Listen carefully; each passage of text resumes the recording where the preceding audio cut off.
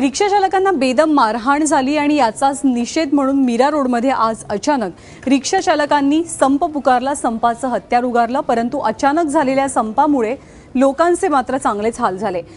रिक्षा स्टँडिंगवरनं उद्भवलेल्या वादामधनं बुधवारी काही दुकानदारांनी 3 रिक्षा चालकांना बेदम मारहाण केली, ज्यामध्ये एक जण गंभीर जखमी झालेला असून त्याच्यावर शताब्दी रुग्णालयात उपचार सुरू आहेत। या प्रकरणी काशीमीरा पोलीस स्थानकात तक्रार दिली असता पोलिसांनी रिक्षा चालकांवरतीच हात उगारला। त्यामुळे संतापलेल्या रिक्षा चालकांनी हे आंदोलन केलं। रिक्षा चालकांच्या आंदोलनामुळे मीरा रोडमधल्या आबालवृद्धांची आज मोठी गैरसोय झाली।